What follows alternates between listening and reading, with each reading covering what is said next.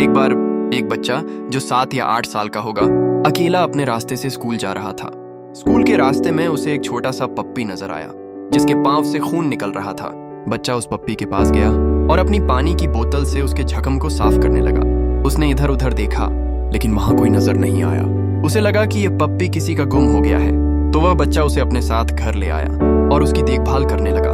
वो बच्चा बहुत गरीब था और अपनी माँ के साथ रहता था क्योंकि उसके वालिद का इंतकाल हो चुका था। स्कूल से आने के बाद वह एक चाय के होटल पर काम भी करता था, लेकिन उसकी माँ को हमेशा उसकी पढ़ाई की फिक्र रहती थी क्योंकि वह नहीं चाहती थी कि उसका बेटा सारी जिंदगी चाय के होटल पर काम करता रहे। वह चाहती थी कि उसका बेटा पढ़ लिख कर एक बड़ा इंसान बने, और यही हर माँ का ख्वाब होता है। अब वह पप्पी बिल्कुल ठीक हो गया था और बच्चे के साथ ही रहता और खेलता था। वह पप्पी रोजाना उस बच्चे को स्कूल के गेट तक छोड़ने जाता था। एक दिन जब वह पप्पी उसे स्कूल छोड़ने गया तो उस दिन स्कूल में एक बड़े साहब आए हुए थे।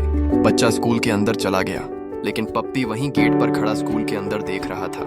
जब उन बड़े साहब की नजर इस पप्पी पर पड़ी तो वह फौरन दौड़कर उसके पास आए और उसे गोद में उठा लिया। सब लोग उन साहब को हैरत से देख रहे थे। उसी वक्त वह बच्चा भी आ गया। पप्पी उन साहब की गोद से छलांग लगाकर बच्चे के पास चला गया। जब उन्होंने बच्चे से पप्पी के बारे में पूछा तो बच्चे ने सारा किस्सा सुनाया कि यह पप्पी उसे रास्ते में जख्मी हालत में मिला था।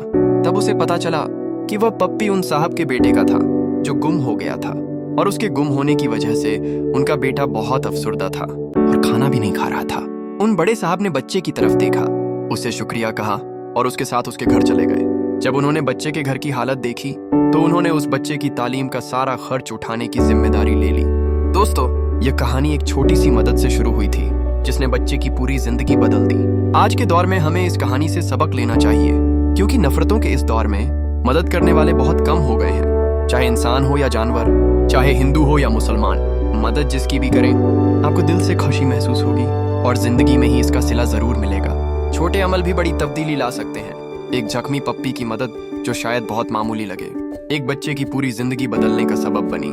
ये सिखाता है कि किसी की मदद करने के लिए हमें बड़े वसाइल की जरूरत नहीं, बल्कि सिर्फ नियत और जज्बा काफी है।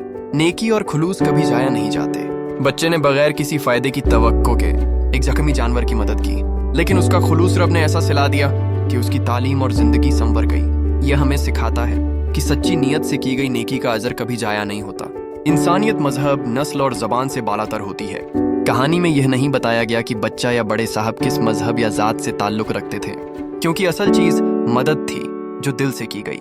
आज के दौर में यही पैगाम सबसे अहम है कि हम इंसान होने के नाते एक दूसरे की मदद करें।